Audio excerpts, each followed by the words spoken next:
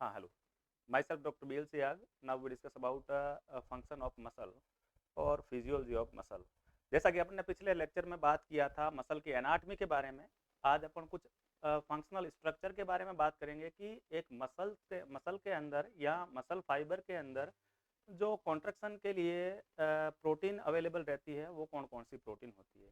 पहले अपन ने कल जैसे बात किया था कि एक भाई आपका मसल है और ये मसल मसल का मतलब मसल टिश्यू से है। किससे है भाई? मसल टिश्यू से है। और आप मसल टिश्यू की टीएस काट के देखते हैं यहाँ से तो आपको ऐसा एक ग्रुप ऑफ बंडल्स दिखाई देगा। और ग्रुप ऑफ बंडल्स के अंदर आप देखते हैं तो एक छोटे छोटे बंडल दिखाई देंगे जिनको आप फेसिकल्स कहेंगे। ये देखिए भैया फेसिकल्स। और इन फेसिकल्स के अंदर आप देखने की कोशिश करेंगे कि इन फेसिकल्स के अंदर क्या रहता है, तो आपको वहां पर ऐसे मसल फाइबर दिखाई देंगे। ऐसा अपन ने कल बात किया है। और मसल फाइबर की स्ट्रक्चर, एक मसल फाइबर को बाहर निकालकर आप देखना चाहेंगे तो TS as well as LS निकालिए आप मसल फाइबर की, तो आपको जैसे टीएस और एलएस दोनों एक साथ देखेंगे तो आप ऐसा मसल फाइबर दिखाई देता है।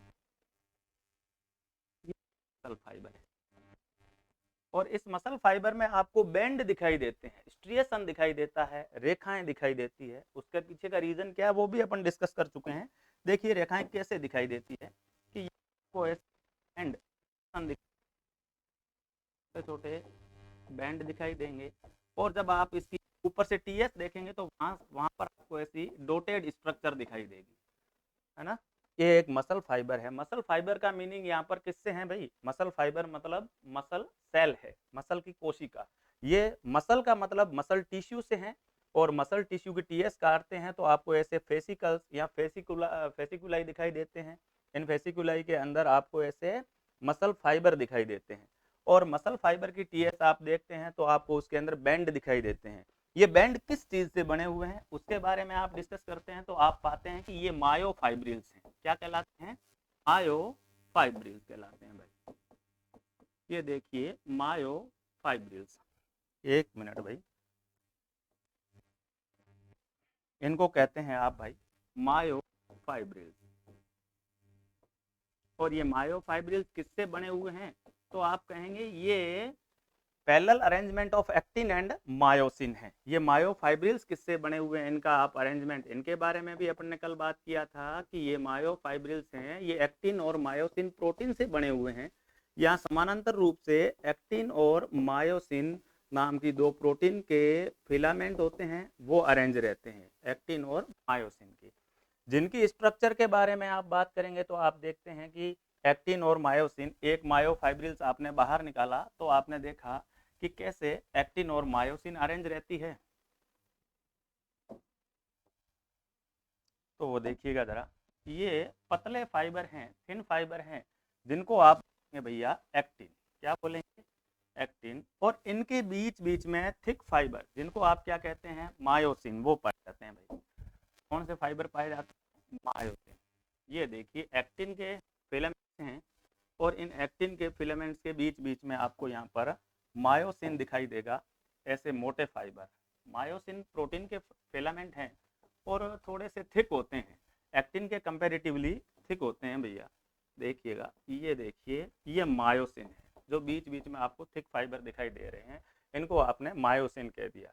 एक मायोफाइब्रिल्स के अंदर एक्टिन और मायोसिन अल्टरनेटिवली पैरेलल अरेंज रहते हैं। कैसे भैया? अल्टरनेटिवली। इसको आप खड़ा करके एक मायोफाइब्रिल मान सकते हैं, आपने आड़ा करके देखा है। देखिए भाई, ये एक्टिन और मायोसिन है।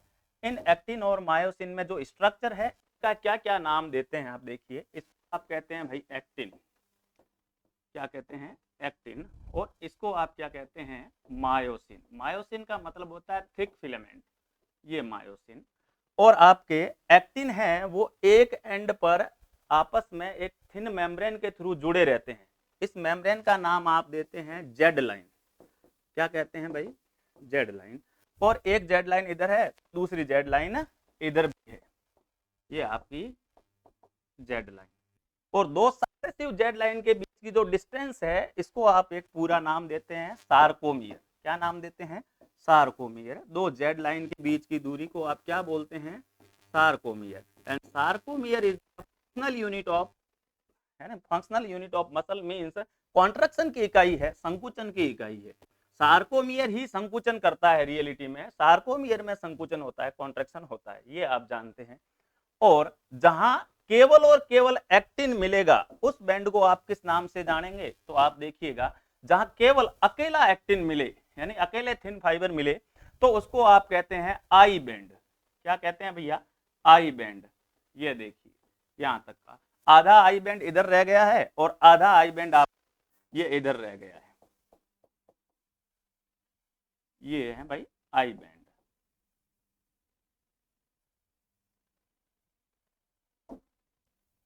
और इन दोनों आई बैंड के बीच में वह एरिया जहां मायोसिन तो पाया ही जाता है और एक्टिन भी कुछ हद तक बीच में घुसा रहता है, उसको आप नाम देते हैं भाई ए बैंड। क्या नाम देते हैं? A band. देखिए इनके अलग अलग नाम भी रहते हैं, जैसा कल अपन ने बात किया था, आई बैंड को हम कहेंगे लाइट बैंड और ए बैंड को कहेंगे डार्क बैंड। क्यों कहते हैं डार्क बैंड? क्योंकि भाई मायोसिन मोटे हैं और अपने को डार्क दिखाई देते हैं। स्ट्रिएशन में अपन देखेंगे इनकी माइक्रोस्कोपिक स्ट्रक्चर तो अपने को डार्क दिखाई देंगे, और एक्टिन अपने को कैसा दिखाई देगा? पतला सा, हल्का दिखाई देगा, इसलिए इसको आप क्या नाम देते हैं? I band. और एक सार्कोमियर किससे मिलकर बना हुआ है? तो आप कहते हैं कि एक तो पूरा आई बैंड, सॉरी एक तो पूरा ए बैंड और दो आधे आधे आई बैंड, क्योंकि ये आधा आई बैंड है और ये आधा आई बैंड है। तो आधा आई बैंड कहां गया? आधा आई बैंड इस जेड लाइन के आगे गया, अगला सार्कोमियर बनाने के काम आएगा। आधा आई बैंड इधर रह जाएगा और आधा आई बैंड है वो इधर रह जाएगा भाई।